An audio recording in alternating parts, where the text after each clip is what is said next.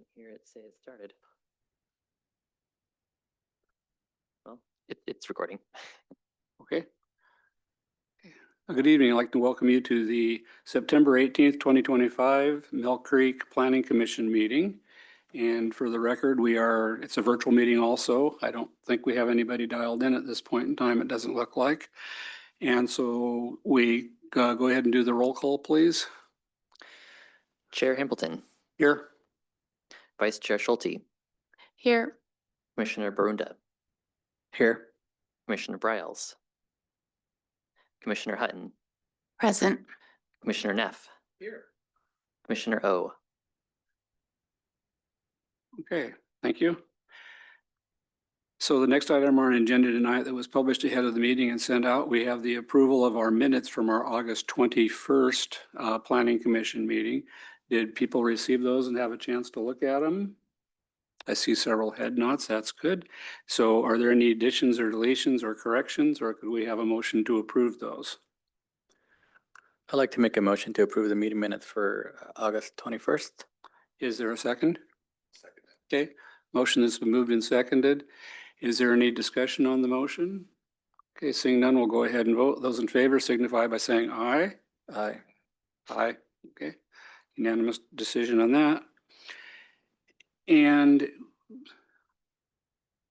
okay, I see we've got a hearing on here, even though, okay, so we open and close the public hearing. Were we planning on having a hearing item tonight?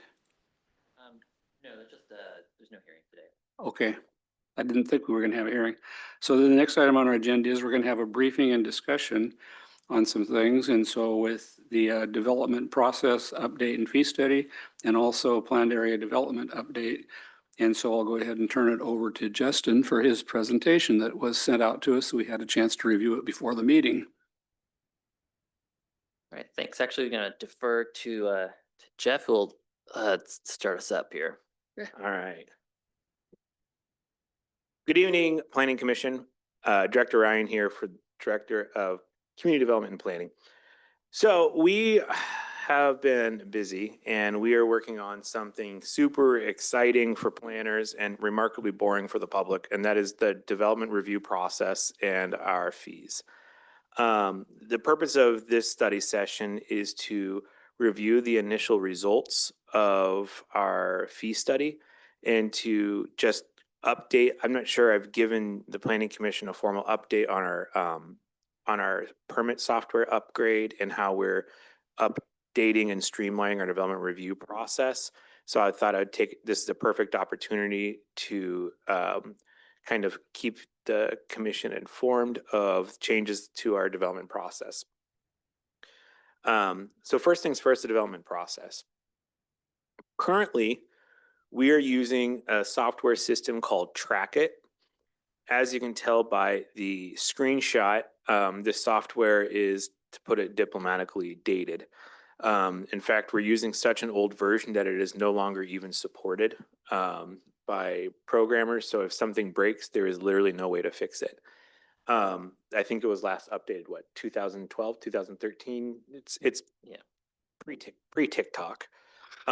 So we this year we approved, City Council authorized us to negotiate and acquire a new software called OpenGov. And the other problems that we have from a planning and code enforcement issue process is that we don't really have a map-based code enforcement reporting system. We don't really have a workflow system that effectively tracks code enforcement violations. We don't really have a strong system for case management. It's literally being held together by the computer equivalent of like chewing gum and paper clips. It's just an Excel table. That's how we're tracking stuff. And there's also no integration with maintenance requests or anything like that. This is what our current development review process looks like. Application comes in, it goes to the planning commission, to the permit counter, and then almost every step of the action bounces back and forth between the applicant and the permit counter. Even communications between reviewers and everything bounces between the permit counter. So essentially, we're forcing a middleman to be involved in every step of the way, which, you know, from a systems perspective, is a recipe for disaster in terms of creating funneling and communication issues, because essentially you're having someone constantly in the middle. Even something as simple as approving updated comments or rejecting comments or things like that, the permit counter still has to manually approve every single incoming document and outgoing document. As you can see from this process, this doesn't really make sense, or it's not really intuitive. Like I look at this and I get confused, and I do this for a living. So what we're switching to is called OpenGov permitting software. It is a permit system. It's all cloud-based. It has unlimited accounts and stuff like that. It's helpful. It's a brand new, so we'll have a brand new application portal, brand new way to apply for applications. And there's also going to be a code enforcement system in place that you can just take a picture and directly report the violation, and that'll go directly to someone to review and respond. And most excitingly, this is what our new review process is going to look like.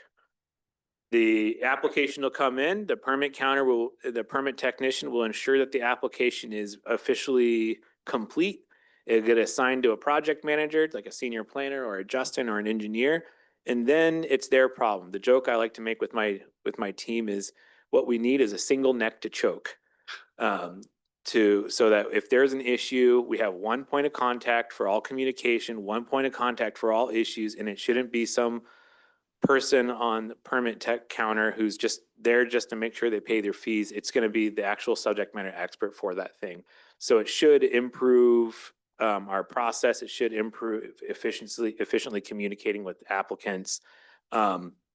And then, like I said, it also introduces accountability from our staff perspective, because if something is delayed, well, it's a project manager's job to make sure that they bird dog that process through that permit through the process. Then it will, the permit counter will ensure that the issue is paid, and then it will go to the building official to schedule their own applications and inspect the results.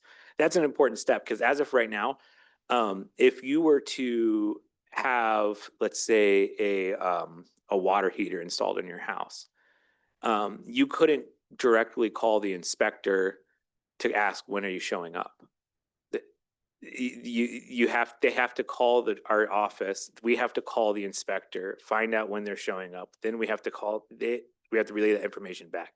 It is an absurd system for being 2025. Under this new system, it's going to be direct interface between the customer. They'll be able to directly schedule the interviews with the building inspector, and the entire system is going to be streamlined from top to bottom. As you can tell, I'm really excited about it, and I recognize how niche my excitement is. Like I mentioned, from a customer service experience, what we're trying to do is trying to consolidate everything into one portal. And so it's one-stop shop for all of your development needs. It's going to make it a lot easier to keep track of permits, to make sure that projects are on time, and be able to have a full accounting of where statuses are. And then hopefully it'll be a more straightforward planning experience for development. There's also opportunities to improve other workflows. For example, using this software, we can actually create an actual special events permit, not germane to planning commission, but just to give you a peek behind the curtains. Whenever we get an application to review like a parade or like a festival, we're using an agenda software to process that. Like, it's not even a workflow process. There's no way to concurrently review site issues. Under this new system, we can actually fix it and modernize the way that we review parade permits and stuff like that. There's also opportunities to modernize how we process like pet licenses, and monitor and update how we can monitor like solicitor licenses, and all sorts of number of things. Pretty much, if you have a need to have the government review an application and to pay a fee, we can process it now. So we're excited about it. So in summary, there's a lot of great things that's happening with this new software. But why does this matter? So because we are updating our software, we have to rebuild our entire process from scratch. And that means we have to program everything. And that means we also have to program in our fees and change how we collect our fees and stuff. And so we thought, well, there is no better time than now to actually to look at our fees. If we're going to be completely changing how we do stuff, why not update our fees to make sure that when the new system goes live, we also got new fees going live. Just to give you a heads up, you might see some familiar faces there from yesteryears. Our temporary sign permit fees and our fence permit fees have not been increased since the Bush senior administration. Our business license, home occupation, demolition stuff, that has not been updated since the Clinton administration.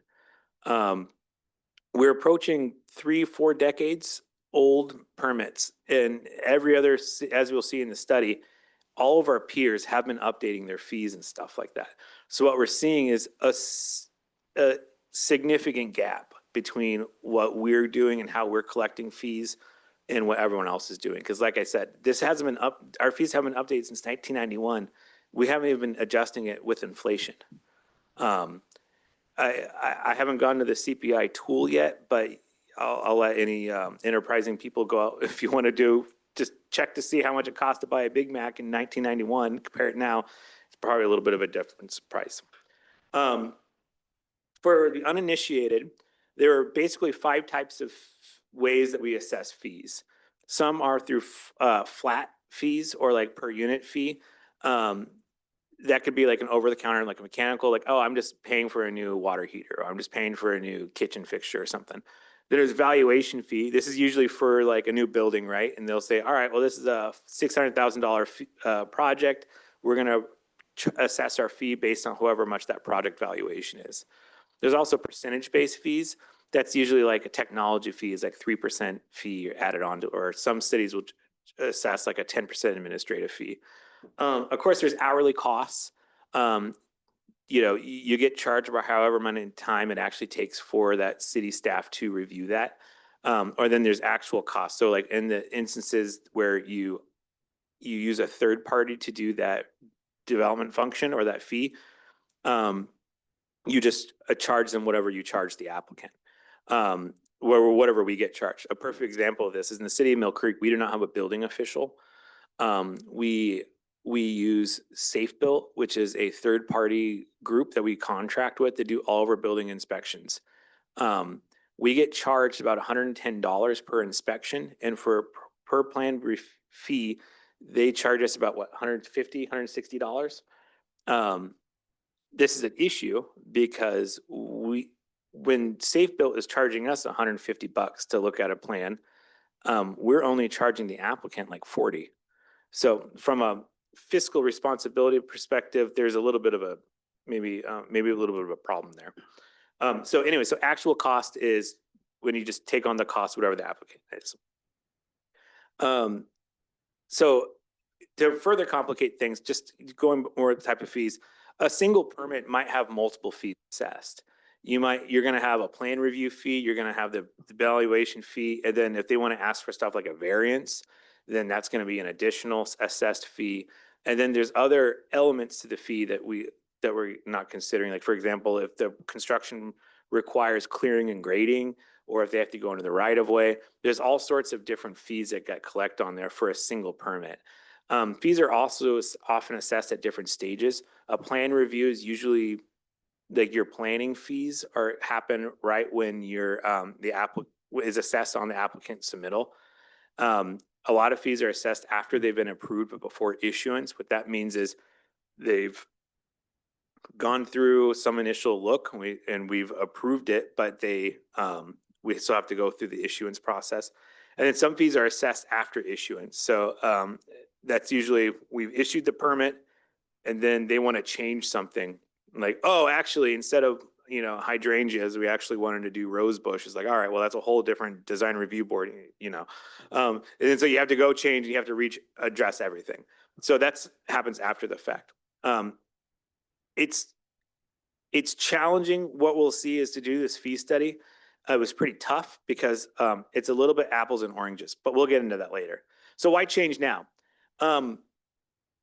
As I said before, we're doing a new permit system. If we're updating all of our fees, we're updating all of our permits, we're changing the way we operate, and we have to program and build new fees, why not do the fees then? It makes the most sense.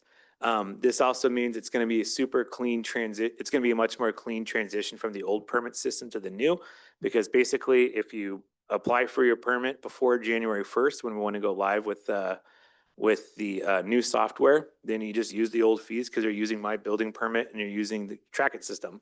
If you're after January 1st is when your application goes through, guess what? You get the new fee, and then you should have got your stuff in sooner because there might be a price increase. There's also, like I said, there's a lot of our out-of-date fees are resulting in lost revenue opportunities. Development isn't, obviously we're not trying to advocate to put anyone's arm through a ringer and try to get our pound of salt and flesh out of them.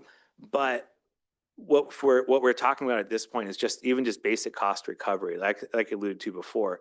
If we're getting charged by our third-party contract $150 just to look at a review, and we're only charging $40, every time we do that, we're eating that loss. We're subsidizing that loss. And this is a big issue because, it's not typically the Planning Commission's domain, but I'm certain you all are familiar that there are some fiscal constraints being faced by the city right now. There's some severe budget issues, and these are budget issues that are faced citywide, statewide, right? Like almost every city in Washington has a fiscal issue right now.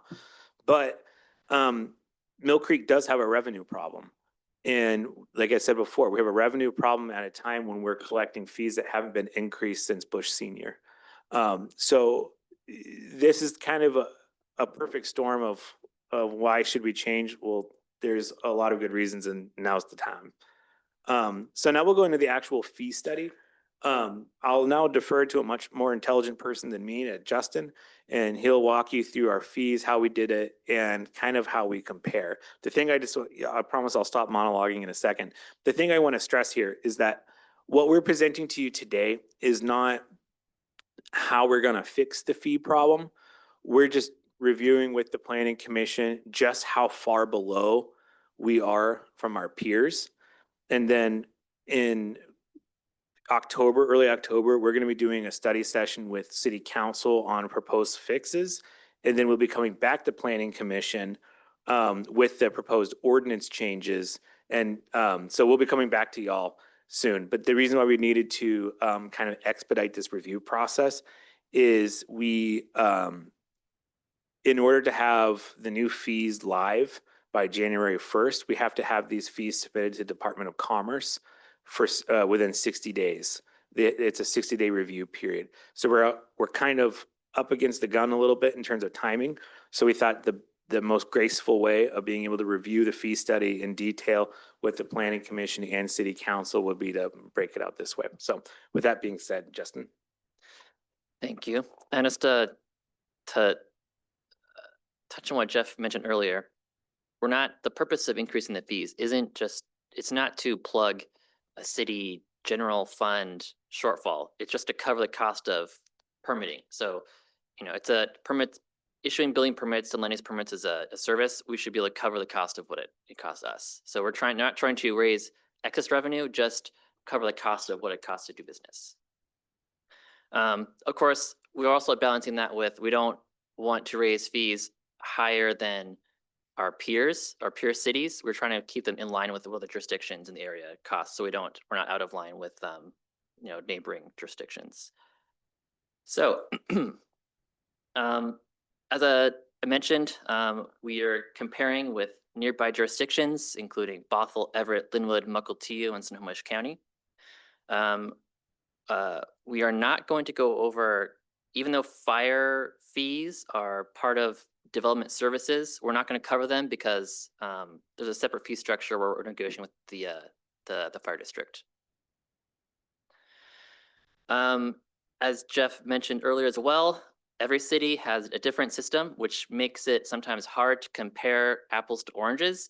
So in some cases, we've had to make assumptions about hours required for a certain task or average some certain fee categories together.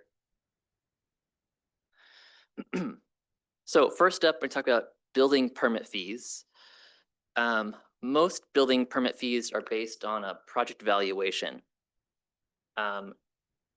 One way to think about how they're set up is that they're set up similar to income tax rates, where it's broken in different brackets. So if you look on the right here, you can see comparison where we have, the project valuation would be the equivalent of, someone's income. And then the fees vary based on what bracket that income or project valuation falls in. But unlike income taxes, the rate decreases as the valuation increases. So the more expensive a project, the lower the rate is going to be overall. So I have here a chart that has some comparisons to what the city's current fees are and what our peers are. On the left, you have this valuation column, and that's what the project valuation is for the building permit. And then you have our current base fee, and then an increment fee. You can see that when you compare Mill Creek's base fee to the peer average, it varies from 65% below to 25% below. And then our increment fees vary from minus 35% to 13%. So if I could interject there, it might not seem that bad. They're like, 25%, that's not bad. But I just want to state that the bulk of our permits are projects that are under $50,000. That's where most of our bread and butter happens. So just a caveat when you're looking at the data that where we're seeing the biggest price difference is probably where we have the most amount of permitting happening. yeah, and if you have any questions, there's like me a lot of numbers presentation. If you have any questions, I'm going through, feel free to interrupt and ask questions. I have one question, and it's how you develop the valuation dollar amount for projects. Great question. There's two different ways for two different types of projects. If you have new construction, you're building a new building or you're adding an addition to a building, you take the square footage of what's being built, and then you apply, you use a table that's developed by the International Code Council that takes, let me start over. The International Code Council puts out these tables that allow you to calculate valuations based on square footage. They say, across the country, construction averages this amount per square foot. Here's how construction is, and you apply that rate. So basically, Is that independent of what the square footage is used for? Like a kitchen square foot add-on would be different than like a bedroom or bathroom, or is it just plain square footage add-on? It's it's square footage and construction type. So for instance, if you have like concrete construction for a high rise, that's going to have a higher valuation than a wood stick frame for a residential home. Or if you have like a garage, has a lower rate than a finished area. So yeah, it's the type of construction and then square footage. That's for new construction. For construction that is a remodel or doesn't have an easy square footage you can use, you take the project cost. So the cost of all the labor and materials. So essentially, would you require someone to submit a contractor estimate, and then we take the estimate as the valuation. And if it's not a contractor and you're doing it yourself? You typically, if you do it yourself, we typically take we have some flexibility for the building official to determine the valuation, but usually we take the cost of materials, and then you either double the cost of materials or apply like how many hours you expect it to take roughly. It gets a little hairier for those self-done projects, but they're not all that common. Most self-done projects get a flat rate, not this valuation. This table, so to understand how the fees are calculated, essentially you look at what bracket you're in. So I have an example on the bottom. Imagine you have a $27,000 project, maybe like a deck. First, you see that you're going to be in this $25,000 to $50,000 bracket. So the first $25,000 of that valuation is charged $423.15. That's the base fee.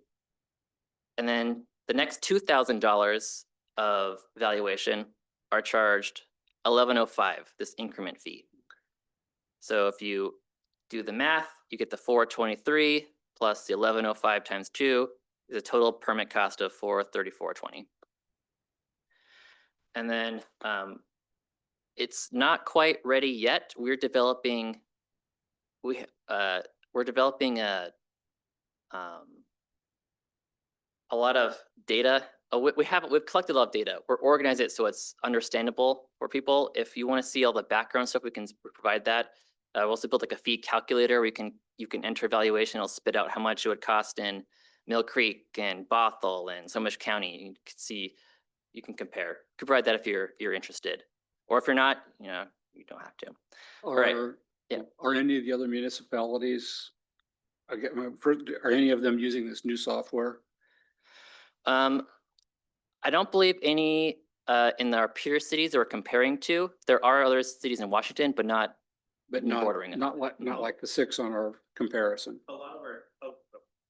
A lot of cities use different software systems. There were several that used to be on the My Building Permit ecosystem.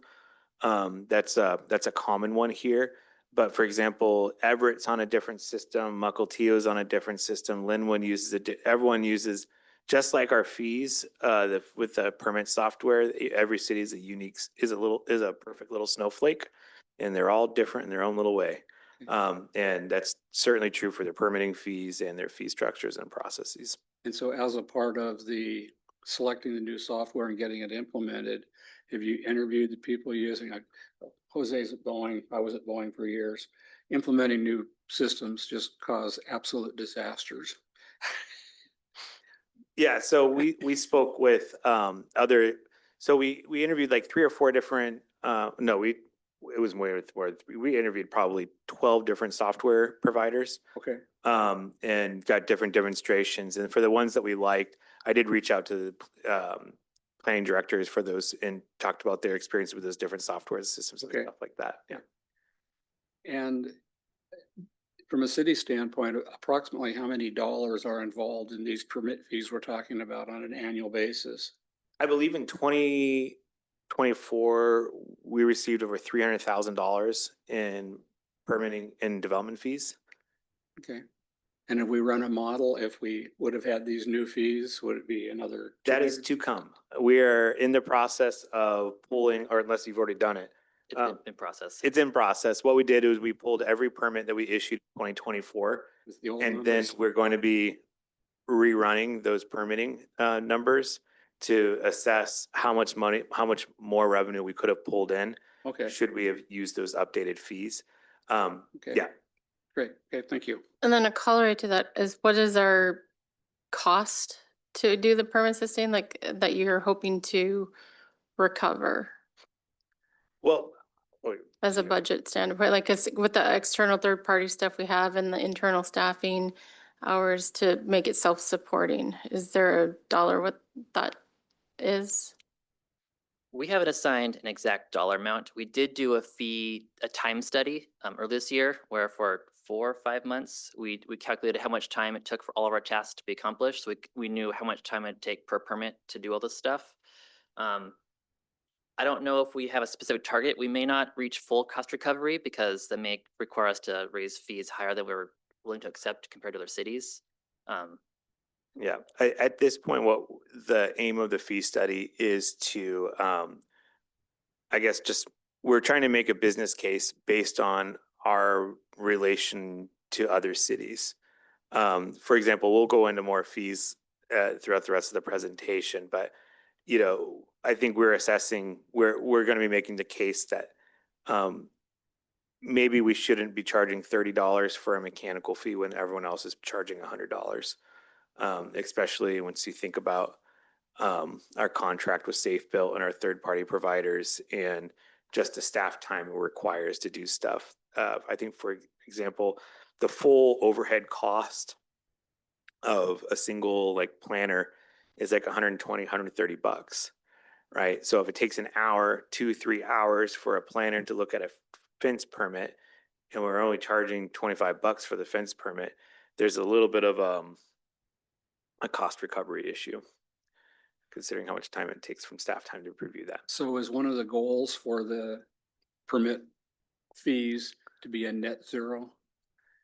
I would say approaching net zero. I'm not sure we've articulated the final fee to that degree, the final study. I think, like I said before, I would characterize our goals to just at least elevate our fees to a point to where it's on par with our peers. Okay. A secondary goal of the fee study and our approach towards fees is also looking at opportunities to consolidate, simplify, and streamline. You know, like maybe we don't need to have 3,000 different types of permits for a single issue, and maybe we can kind of combine efforts and think of more efficient ways or more simple ways of assessing fees. That's part of the process too. It's more about just trying to increase efficiency, but also just, like I said, I'm not sure we have a specific end goal in mind in terms of very specifics about full cost recovery or anything like that, but rather just at least get in line with our peers. That's not 70% difference. Well, I'm really glad to see this underway. Going through the presentation at home, I opened up that first diagram with the big circle in the center. I go, where's the process flow? Yeah. Yeah, and I will say, Linwood actually just did a very a comprehensive fee study, I believe, last year. And so we can use that as a benchmark to know they try to get full cost recovery. So if we're around what they are, that's probably a pretty good metric because they just did the whole Okay. study last year. So I think Snohomish County has a model. It has to be, the permits have to pay for the cost of that department. And Yeah, when a lot when of- the permits went away in 2019 with COVID, they had to lay off just a huge amount of their workforce. Yeah, a lot of jurisdictions, what they'll do is they'll have a separate fund. Right. So all the permit fees go into this fund, and that fund pays for the planner staff, the permitting staff. Right. Mill Creek doesn't have that. It also goes in the general fund, so we don't have that direct correlation Oh, like you the don't county have that? would, where they Okay. have to raise the revenue to pay their staff. Okay, good. So basically, but right now, what's been happening is the Mill Creek General Fund has been subsidizing basically all this work for years now. Yeah, good, okay. So you can see here we have mechanical and plumbing fees. These are an example of flat fee. So basically you have, there's a base fee, $30 currently, and then every fixture you add costs an additional, 10 or $12. So let's say you did a water heater, your fee would be, 30 plus the 12, you got $40 fee. You can see our peer cities are significantly higher, especially their base rate. I know, for instance, Linwood's base fee for these plumbing mechanical is $224, and ours is $30. See, it's a pretty big difference. It's also easier to calculate full cost recovery because these permits have 2 inspections, and we know exactly how much we're paying the inspector because it's a third party. It's $110 an hour. So if we assume an hour for 2 inspections, we're already, losing money every permit. All right. More complicated than the building is the planning fees, because cities have very different ways of calculating them. Some will calculate fees as a flat fee. You apply for a subdivision, it costs X amount of money. Some will say, you apply for subdivision, we're going to track our hours and charge you an hourly rate based on how much time it takes. So it's very hard to compare without knowing how much time every city spends. So Jeff did a lot of number crunching to group different kinds of planning tasks into major, standard, and minor tasks, and then find an average of what it would cost us and our peer cities. And you can see we're lower by about 2/3 on all these type of tasks. Some specific examples here. For instance, a boundary line adjustment, we charge $500. Other cities charge between $900 and $2,000 or so. A major task like a rezone, we charge $2,500. Other cities charge sometimes not much more, but up to $12,000 in Linwood. So you can see we're significantly lower on these planning fees. We're nowhere near cost recovery on these guys. Lastly, engineering, same story. Engineering is usually there's different ways of calculating these fees. A lot of them are based on how much earth they're moving or project cost, but our engineers put together this chart. I haven't looked into the details of these numbers too much, but you can see again, we're pretty low compared to the peer cities. All right, so next steps, what is coming up? All right, so as I alluded, so today we're reviewing just the development fees and how we're much lower than everyone else. On October 7th, we'll be reviewing, we will be reviewing our current fees with city council and going over development fees, processes, and peers. This one's going to probably be a little more complex because it's going to be talking about parks and rec fees. It's going to be talking about business license fees. It's going to be talking about animal collection fees. It's going to be talking about all number of other fees that the city, that a municipality collects. So it's going to be not just planning fee specific. However, that is where we're going to be maybe introducing some possible solutions moving forward. But because we need to review any development changes with y'all, on October 16th, we will be coming back with you with a full proposed ordinance language of, and what we're formally recommending for our adjusted development fee schedule. We'll be able to have your recommendations and be able to provide that feedback and integrate your recommendations and approvals into what we will submit to council for the October 21st council meeting, where hopefully they will agree with us that it's time to update our fees. And then if that should be approved, we'll transmit that to Department of Commerce on the 23rd of October. And by January 1, we'll have a new software, new fees. So it's new year, new me. And we will have everything updated and ready to go. From a development rollout perspective for the new software, in October, we're going to start doing our community outreach, advising people that our software is going to be changing and that we'll be reaching out to customers like, hey, you know, current system, like we're updating and changing systems. If your current system is here, it's going to be okay. However, in April-ish, our contract and our services with My Building Permit and Track It end. So essentially, we're going to be working our tails off to just finish out all remaining permits in the old system. And then if there's any permits that need to be transferred, we'll transfer them and just assess the old fees. But like I said before, in October is when we're going to start doing our community outreach, trying to reach out to everyone, put on our website, social media, that we're switching to a new system. There'll be a new way of doing code enforcement and new way to do applications and everything like that. That appears to be a very aggressive schedule For the rollout? from now until Yes, it's a very aggressive schedule. You can look forward to seeing us a lot over the next 4 months because we also have a bunch of other code language coming through as well. Okay, good. Mercedes? Okay, so I have a two-parter. What has prevented y'all from making these updates for so many years, for decades? And that's the first part. Second part is, have you considered building in with this proposal like a commitment for a more frequent or regular cadence for revisiting fees so we don't get off track again like this? Great question. So I'll answer the last one first. The answer is yes. We are going to be building in a provision that we update our fees at least every 5 years. We're also going to be including language that right now the idea is that we will repeal all of codes from the ordinance and then we'll adopt by resolution annually. And should we not take action to update the fees that year, it will all automatically increase by last year's CPI Seattle rate. So that way, at least if we don't decide, it will always adjust with inflation. So at least keeps pace with inflation.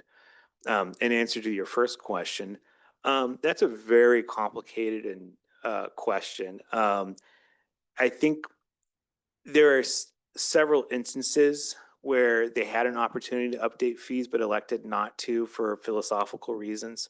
For example, a tree permit is a perfect example. The reason why that the city decided not to charge for trees is the idea was, well, it costs more money to track down people for not paying fees, not applying for a tree permit than it is. So let's just make it free so that people have no barrier to applying for a tree permit. But now we have the opposite problem now where, well, lots of people are applying for trees and they're completely free. It's free of charge. And it takes a junior planner on average about an hour and a half to review, and that's an easy case because sometimes these trees are on the middle of a critical area, and that, well, suddenly that becomes a 8-hour exodus as you start diving into binding site plans. And so, from a cost recovery model, it just never did it. So there's some philosophical reasons like that. Other reasons like fence permits, I think some of these permits, it just kind of fell into the cracks. That's my best guess. Full disclosure, I've only been at the city since November last year, right? I haven't been here for a full year. There could be a large body of history. I'm kicking myself sometimes when Mike Todd isn't around. He's the director of public works because he's been around the city for, we always joke that he's our on-staff historian. I'm sure he could give you a specific reason for why some fees, but I think it's a mixture of some fees just fall by the cracks, and cities sometimes slip into that complacent mode of, well, that's just the way we've always assessed. Why would we ever change that? Yeah. So do you anticipate some of this complication and complexity hampering this timeline and getting the fee structure update through? Yes and no. I think that there is always the possibility of that happening. I think also, given the fiscal realities that the city is facing, I think there's a renewed vigor from leadership right now of being kind of clear-eyed about how we do business and how there's a lot of changes that need to be made. There's going to be some kind of broader philosophical questions that emerge from this. So one possible way of moving forward is just only advancing the development fees. And maybe that's what focuses the discussion because it's a little bit easier to talk about that. But, ultimately, I don't want to stray into the agenda set by the city manager and deputy city manager. But I will say that there could be turbulence, as you say, and, we'll worry about that when I need to worry about that. But I think that there is an opportunity for it to progress with minor turbulence, just from the basis of kind of the pressing need to change how we do business. Can I ask a follow-up question? So on the October 16th date, I'm familiar with us giving a recommendation as it relates to the code updates, right? We do that all the time. Do we also give a recommendation on the proposed fee structure, or is that just a review with us of what you're going forward with? Well, I would certainly like to have your input. If you think something seems high, if you think something seems low, we'd like to be able to have that input and be able to discuss and be able to make modifications if we need to. I think that's part of the value of the Planning Commission in this process is bringing the professional experiences that y'all have, being able to, if you see a fee and you're like, well, from based on my projects or my experience dealing with other cities, that's way too much, or like, gosh, you should really consider maybe changing this rate. This seems a little low compared to what everyone else, or, if we certainly are interested in that input. I think it is our intention, and since I became director, at least, we've been trying to give commissions and council material earlier and schedule the meetings in further advance so you guys have more time to prepare and review materials. That's certainly the case for this, and we will certainly circulate advanced copies as soon as possible just to give you guys as much time to prepare and absorb the substantial amount of information that is sometimes provided to you. Sorry, let me rephrase it a little bit. I was just more asking along the lines of, are we doing a formal vote on October 16th, or is it just Yes, informal? Okay, thank you. That will be a formal meeting, yes. Thanks. I got a question. So since I've, bought my house and working on remodeling some of it, I am surprised at the number of contractors I talk to when I ask them about the permit fees and if they want me to get the permit or not. And they just don't even want to talk about permits. And I have seen and heard of, and when I was shopping for houses, this was fairly common, a lot of people doing work without even getting the permits because of the cost of it and the time delays and stuff like that. So are we going to do anything to address that as an issue as one is, one, are we going to try to go after more of capturing these people that aren't properly getting building permits? And two, is that going to play into increasing costs because already we have a problem with people avoiding it because of cost? So I love that question. So I'm happy to answer that one. First, in relation to the cost of permitting and the time and the speed of permitting at which permits are processed. As you can see from this presentation, compared to our neighbors, I do not think our prices are too high. And I can say that now with some level of objectivity. In terms of the speed, I can also pretty confidently say I do not think our speed at which we process permits is an issue because we are, I think we average how many days for a typical permit average? It's like very low. It's like 2 or 3 days for a permit. I think 10 for a more complicated project. And if you're My familiar with experience has been slightly different. I had just a simple walk-in closet and it took over 30 days. 30 days to do Yeah, a non-structural wall. a non-structural wall, Mm-hmm. so get with me after this and I'd be happy to do that because based on averages, we're consistently like under 2 weeks for almost every type of permit, and over the counter permits were much faster. So get with me after, we'll talk about that and talk about that experience. I'm sorry that that took so long.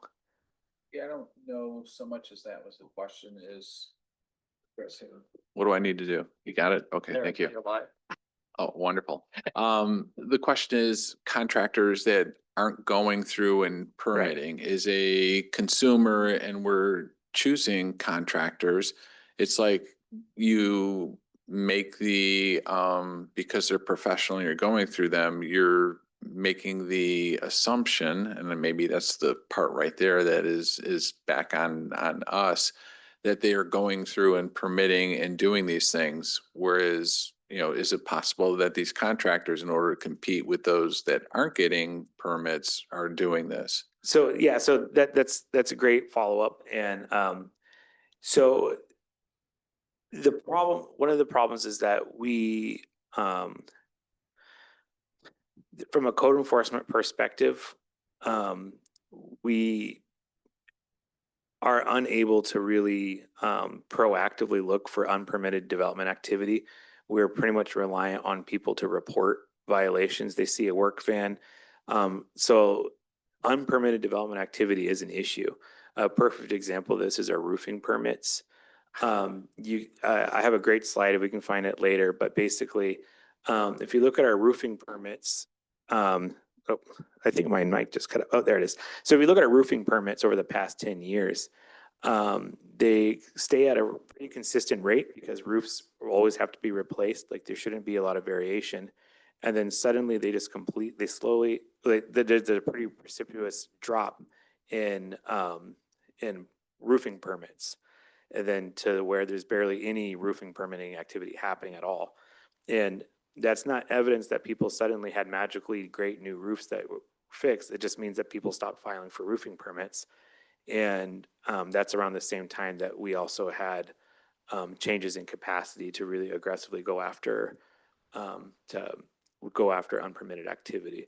A lot of that work just requires a dude in a truck just listening for hammers and chasing after hammers and, hey, where's your permit? Do you have a permit for that? But to answer your question, the plan is as we increase these permits and with the new software, it should be a lot easier to report code enforcement violations. That also means that it should be a lot easier to pull up permits because under the new system, anyone can just, oh, that's interesting. What's happening there? They can pull up the app, type in the address, and then you can see exactly what permits are happening at that house at that time. And so if you see a work truck, then So that'll be consumer facing the mapping interface of who has permits? I believe so. Yep, those are public records. Yeah, We most can cities already do that offer now, that can't already. we?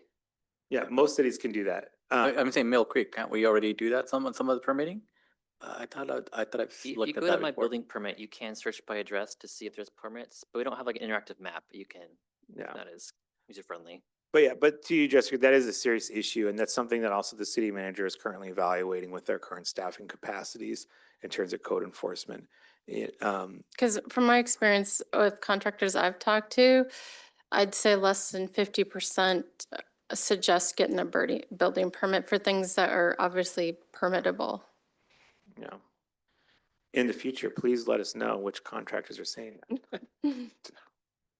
So if you have a water heater and it goes out, does it need to be permitted in order to be replaced? Yes. So and if I hire somebody to replace that, I can go onto this permit site to see if it was done? Yeah, absolutely. Okay. Likewise, as a follow-on to this question on this new software, could you say, okay, here are all the residents within Mill Creek. We know that a water heater lasts approximately 8 to 10 years. Who hasn't done this? And then, follow proactively as opposed to reactionary to listening to, I don't know. You're not gonna hear hammers or anything like that. You could potentially do that, but that kind of analytical apparatus would be difficult to do with our current staffing levels. I guess from my standpoint, I'm not real familiar with the permitting in Mill Creek.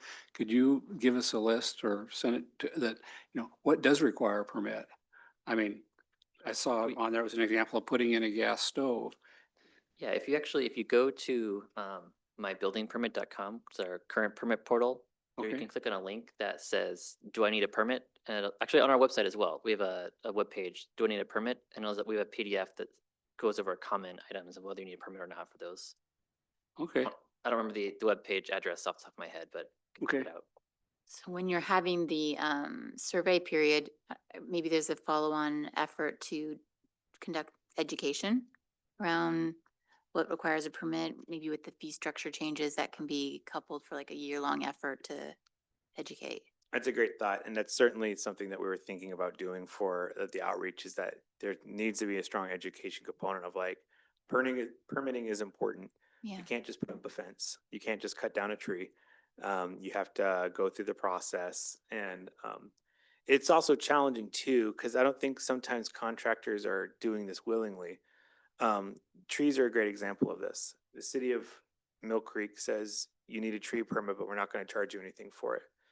City of Everett says you don't have to have a tree permit. City of Mukilteo says, well, you have to have a tree. You don't have to charge anything for a tree permit, but you don't have to pay anything for a tree permit, but if you cut it down, we're going to charge you like $500. So like every city is different. So if you're a contractor, it can be challenging because it's not like where I'm from in Kansas, where your town is the only town for 60 miles, right? We're a city within a pretty dense suburban area that's surrounded by unincorporated Snohomish County. It's right next to Bothell. It's right next to Everett. It's right next to Linwood. So if you're a contractor and there's 30 communities and municipal governments that you have to deal with in the North Puget Sound area, it can be challenging to keep track of when do you need permits or not need permits. Sometimes it might be obvious, right? Sometimes if you're 4,000 foot driveway, obviously you're going to need a permit for that. But so I guess Actually, not in Mill Creek. not in Mill Creek. That's what I'm saying. See, it's one of those things where every jurisdiction you go to does things so differently that I don't necessarily fault a contractor, or it's not necessarily evidence of nefarious activity that they don't know. It's just because, some just, how could they memorize what every type of city does? Do you guys have a list of things that we commonly do different or in things we commonly do the same as surrounding jurisdictions? Just so it's more obvious, and as those seems the cases where it's more likely to miss the permit part of it. If it's different, one we require it or we don't require it from our surrounding areas. Yeah, we do have a list on our current permit portal. We have a list of the do you need a permit list. It actually shows every city that's part of the same structure. The most building permits are similar across cities, but it's the edge cases that are some different, like trees, for instance, are a big one. Fences, another big one. Some do, some don't. When it comes to building permits in particular, cities are pretty much all the same because it has to do with safety. Like we require a building permit to make sure the building is safe. So there's the same requirements across cities. It's things that aren't necessarily safety related. Like trees are about, environmental and aesthetic protection. Fences are about making mostly aesthetics. Yeah. But I mean, there was a list of common things we could share. So going back to trees, you need a permit, but the permit's free, and that's either to plant it or remove it. What happens in the case of a tree blowing over or being uprooted? Uh, uh, well, yeah, if it's uprooted through a natural cause, you don't need a permit for that. It's for trees, like maybe it's just dead and it's just standing there. That's a little more complicated because trees that are regular trees that are dead, you don't need a permit. But if it's in a critical area, usually you do because it's supposed to be left as habitat or to decay in the natural process of whatever. So yeah, if it blows over, you don't need a permit. You can just go ahead and move that guy. The Okay. answer to your question is trees are frustratingly complex for something it should be so simple. Yeah. And also, I feel sorry for a contractor. He could come to an address that says Everett and it's unincorporated Snohomish County. It's not in the city of Everett. Right. And that's what I'm saying. And like, it's, I don't necessarily fault a contractor, like a tree guy who shows up and starts cutting down trees and he just assumed that the property owner got all the permitting done. That's a very common, from a code enforcement perspective, that's a very common occurrence for us whenever we have violations with trees. Is the guy was like, I thought the property owner did all this. That was part of the whole deal. So they stop, and then we get an angry customer. Yeah. Okay. So what happens in those situations where somebody was supposed to get a permit, they did the work, you find out afterwards, do you fine them or you just say, well, you owe us this permit fee? Or both? We like to work with people. We don't want to put the hammer down unless it's necessary. Like if someone is cutting down a tree and it's unpermitted, we'll say, stop work. You can't continue until you get the permit. And then we don't fine someone unless they have actively and if we catch it, we don't want to find people unless it's egregious in overall. And As far as a building permit, usually we require to just even as like if you replace a water heater, you didn't get a permit, just apply for it after the fact. We don't have any fees currently as penalty fees. We're looking at possibly having penalty fees for unpermitted work. So it could be that if you've done unpermitted work and we find out about it, you have to pay a certain like surcharge on top of your normal permit fees. But usually if someone comes to us, said, hey, I forgot to get a permit, like fine, just get it now. We'll inspect it to make sure it's safe and then continue. So there are some instances where there will be stricter penalties. Like for example, a tree in a critical area. It's usually like $1,000 a tree. And then that can get pretty expensive pretty quick. Depending on if you illegally remove trees from a critical area. Other instances, if there is something like that has to happen, then there can also be red tagging that occurs, which is where you put a red notice on a door that formally shuts down all work and sometimes prevents habitation of that structure until it can be properly permitted. So that permitting, let's say going back to say heaters, air conditioning, or even the water heater, do they look at the capacity of what's being replaced, what's being put in? Is that part of that consideration in regards to permitting? So there's two things to consider. There's differing standards for commercial and different standards for residential. And then the codes that we have to follow kind of vary based on those different standards. For example, with water heaters, right? State law requires that no more than 50% of a water heater be heated by electricity. No more than 49% of it can be heated by natural gas. A majority of that water has to be heated by electric water heater, or it can't be fossil fuel. So that heating requirement applies only to commercial developments. For residential, it's different. So the answer to your question is that is part of what gets considered once you go into the building, like the technical planning review. And our staff doesn't even do that technically. That comes from Safe Built, and that's part of our outsourced plan review services that we use. We typically only review planning related tasks or large developments and stuff like that. But in terms of like the actual pipe placement, what kind of water fixtures, how that all kind of operates, that's all strictly through Safe Built and and through a plans examiner that we subcontract out. And for straightforward projects like that, for, for a new AC, new HVAC, new, maybe a new bathroom fixture, we don't actually know what review happens. Basically, you apply for the permit, you get it the same day or next day. What you're really paying for is the inspection. The inspector come out once the work's been completed to make sure it was done safely. Larger projects do require plan review, where we collect a plan review fee to cover the cost of actually having reviewing all the plans and making sure they comply with the building code and zoning codes.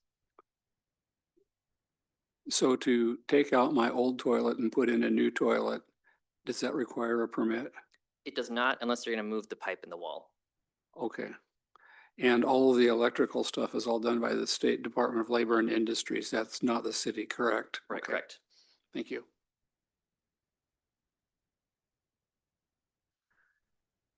Any We more can start the discussion? discussion now?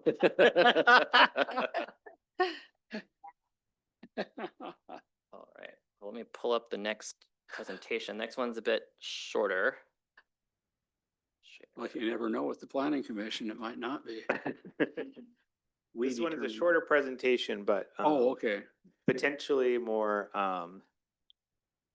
Interacting, for more planning discussion. commission work. more typical for planning commission. All right, so this is a presentation on a planned area development update. So we're gonna go overview what planned area developments are, what our proposed amendments are, and next steps in discussion.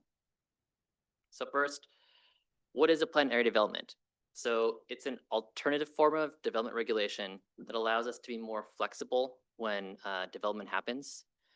It allows us to modify some zoning requirements such as setbacks or lot size if the applicant can demonstrate that it furthers goals such as retaining existing vegetation or reducing impervious surfaces.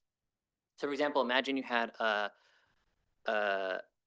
a lot, and in the middle of that lot is this beautiful old growth tree, or maybe like a critical area, a stream or wetland, and applying normal zoning would make that site undevelopable, or it would require like knocking down that tree to make the project work.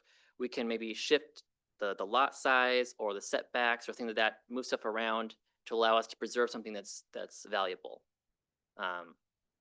There's a whole laundry list of those goals we want to use in planned area development, not just about vegetation, but about maintaining and making like nice developments that are aesthetically pleasing and match the character of the existing area, the neighborhood.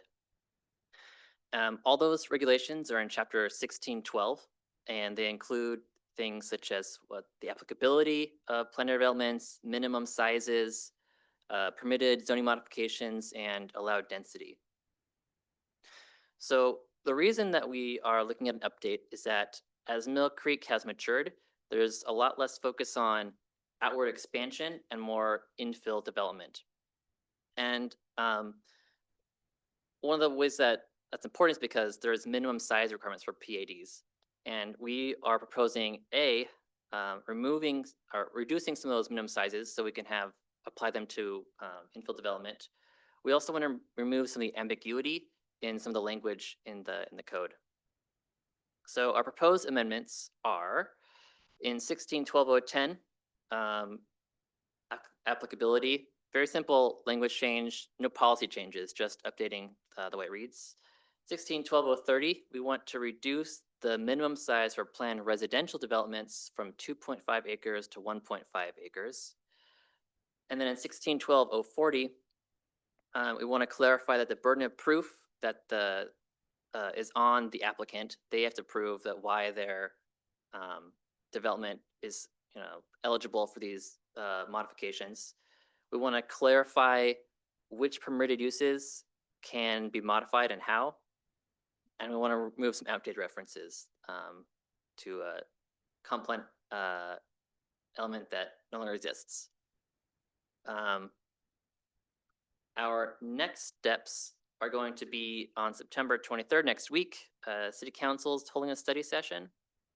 And then next Planning Commission meeting, we will have the final draft of the amendments for you to review and hold a public hearing and resolution to approve. And then we're aiming for City Council adoption November 4th. So we have time for some discussion. Are there any questions? How'd you come up with 1.5 acres? Great question. We were looking at existing parcels in the city that have had a really hard time developing because they're not able to take advantage of these. And 1.5 acres kind of cut off to where we see the most number of parcels that could be affected.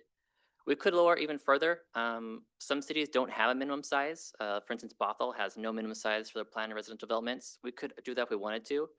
But 1.5 acres was what we need for now at least. How many parcels of land does that bring into play? Well, there's two in particular that we're really worried about. I guess I can go over them. So we have, I don't know if you're driving up Bothell Everett Highway, right before you get to 132nd on the right, it's kind of, I don't know if you're familiar with, it's this vacant lot. There's been a number of proposals for that lot over the years, and none of them panned out. One of the big problems is it's zoned for commercial development, and it's a very challenging lot for commercial because access is right in, right out only, and much of the lot is not near the street, so has poor visibility from the street. And so as no one wants to build commercial there, the only thing people want, legally demand is residential. And Just also with this specific property, the other big issue is about the only use that it's actually had over the past few years is it's a frequent spot for homeless encampments. yeah, so we want Is that an to, approved use? Certainly non-taxable. Did they get a permit?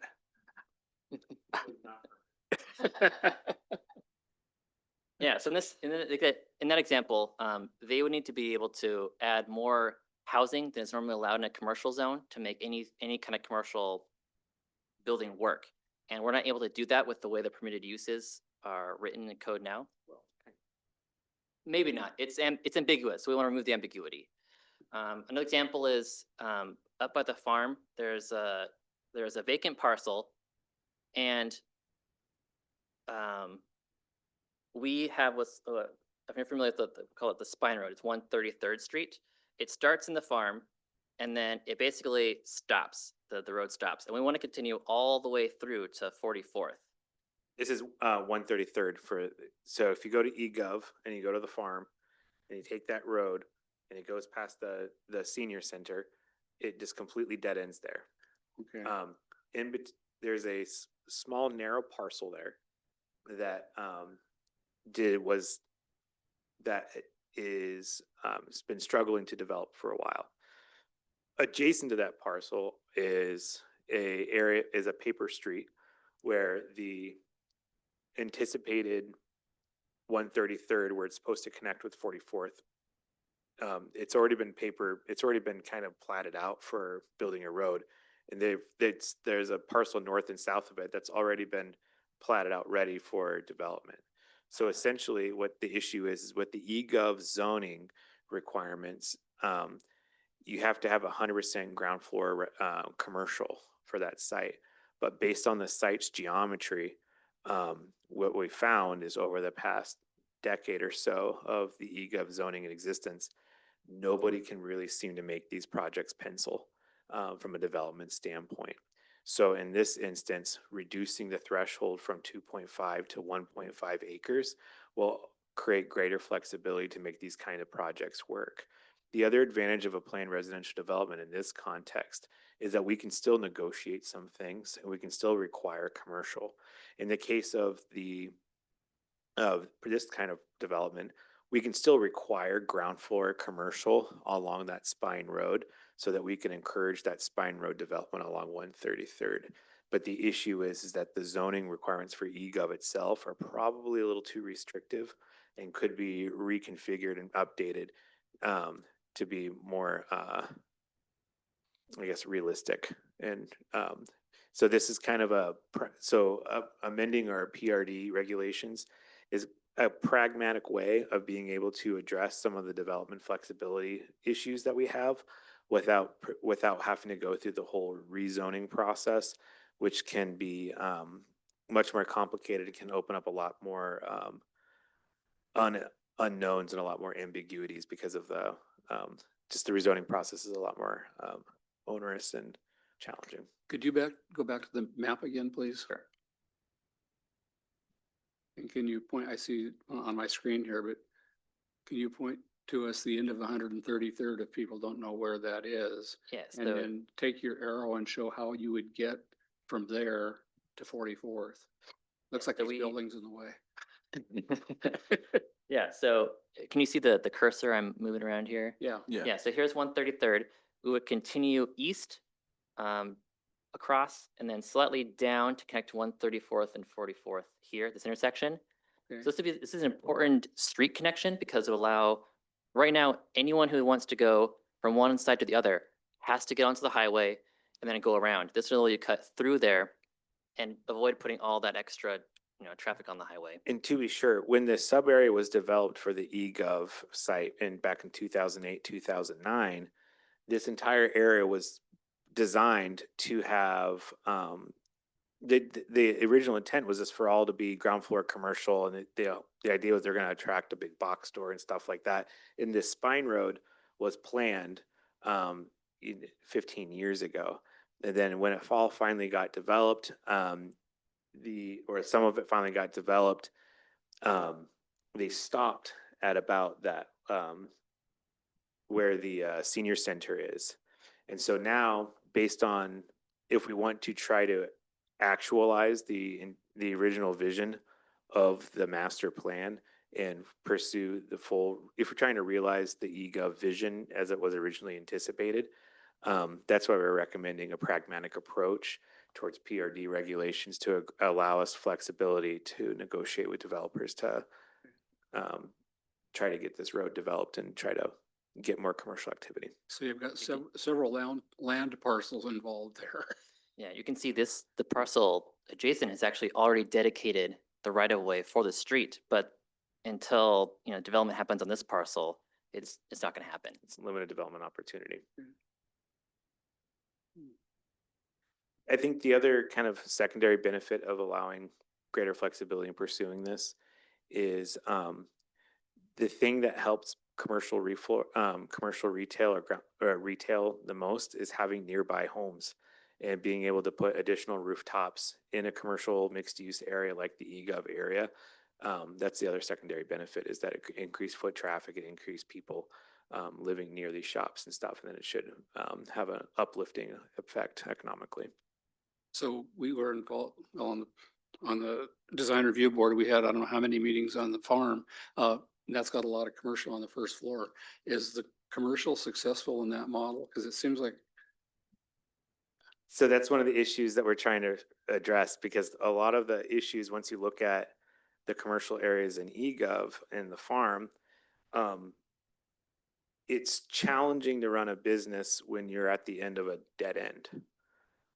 It's not an ideal site. If you're trying to get passerbys, you're trying to attract retail, you're trying to do that. You don't want your site, you want to be somewhere where you can walk from point A to point B throughout the length of the area. And it all just kind of dead ends right there.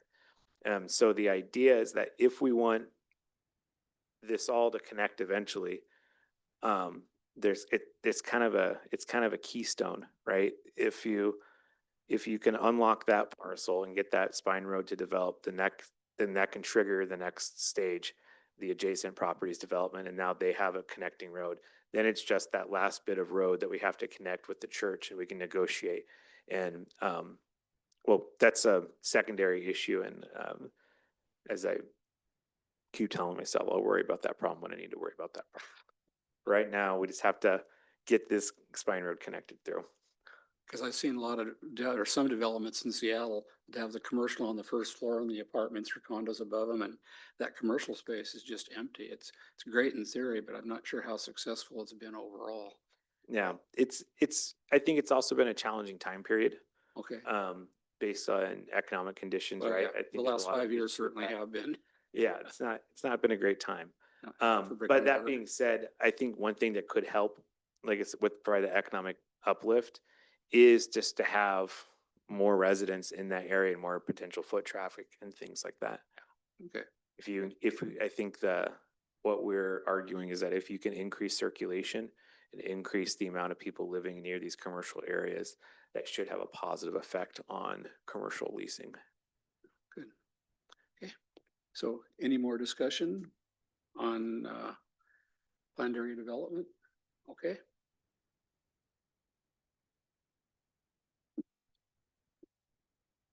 So I think we can move on to the good of the order then. Do you have anything for us, Jeff? Yes, one moment while I pull up my calendar.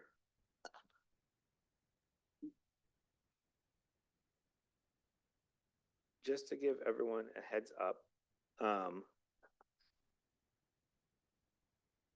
thank you. Just to give everyone a heads up, there's a lot of things happening in the city that I wanted everyone to be aware of. So on October 23rd, as we said before, we'll be presenting this material.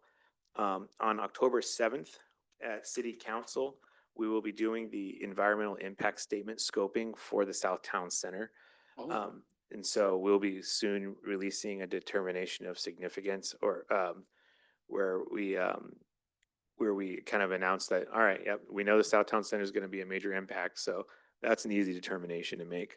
But once that happens, it'll trigger the 21-day comment period, in which we can have the public hearing during that time, but there will be 21 days total of the comment, and tribes, different groups to be able to comment on what they think are going to be potential impacts they want us to study. On the 14th of October, Jeff, Yeah. who will have those public comment periods? Will there be a hearing, you said? yes, Will that be a planning commission or a city council? that'll be at City Council. Okay, thank you. And then on the 14th, we'll also be giving a similar update that we did for y'all on the permit upgrade to City Council. On the 16th, we'll be coming back to y'all for development fee increase. And then we'll also be introducing, doing a study session with y'all on the critical area ordinance update. Department of Commerce is mandating that we update our critical area ordinances by the end of the year.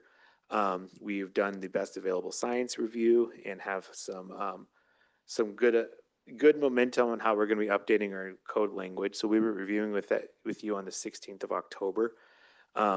And then hopefully we'll be getting your approval of this PRD change in October 16th as well. And then, and again, we'll also be asking for your approval for the fee study. So mark your calendars. October 16th is going to be a very exciting day for a planning commission. Also, things coming up along the lines for City Council is we will be reviewing fees. We'll be doing South Town Center stuff and the CAO.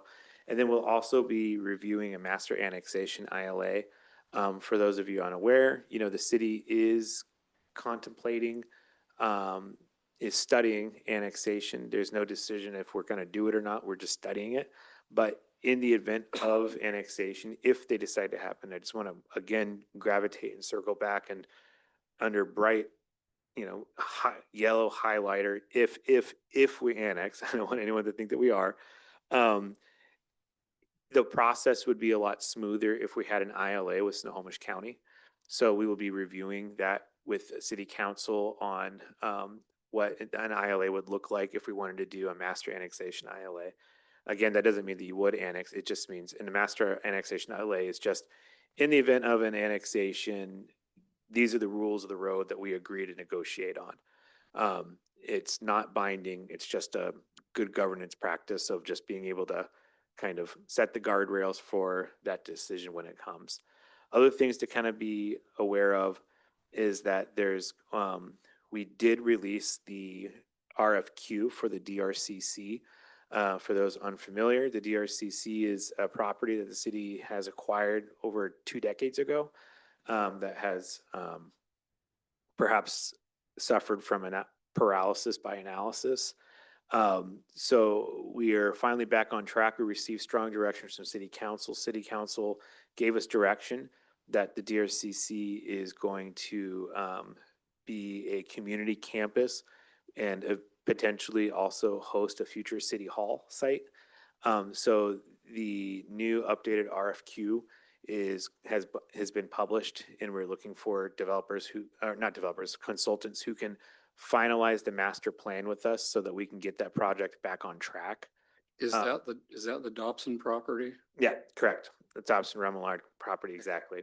Other things that we have in the pipeline is a potential parking ordinance pilot project, introducing some parking regulations. We're also considering acquisition of Penny Creek as a park, as well as what we're calling the annual code update, which I believe I briefed you guys on this like way at the beginning of the year. But basically, since we have some new faces, the annual code update is our opportunity to, on an annual basis, update the extremely boring and tedious stuff in our code that no one really cares about except us, but it hasn't been updated for a long time because it's boring and tedious and no one cares about it. Stuff like defining things in our code that has never technically been defined, that it doesn't really, it's the idea is it's the lots of little stuff that you keep, it's kind of like when you like home ownership, right? You always have those little nagging little problems you always kind of forget because it's not really not that big of a deal, but yeah, you'll get to it later. Well, over time it amasses to a much larger problem. Now you have a drawer full of junk. That's kind of what this is. It's a junk drawer. So it's an annual process in which we update our codes. Other than that, I don't want to bore you guys any more than I have already. We have a ton of stuff happening this year. Probably expect to see us at the Planning Commission every month for the rest of the year. So that's what I have for the group. Thank you. Okay, well, thank you. To me, that wasn't boring at all. It's great to know what's going on. It really is. Thank you for sharing. Okay. Any other thing for the good of the order? Okay, so could we entertain a motion for adjournment? I move to adjourn. Is there a second for the motion? I'll second. Okay, motion is moved in second for adjournment. Any discussion? Okay, seeing none, those in favor signify by saying aye. Aye. Aye. Okay, great.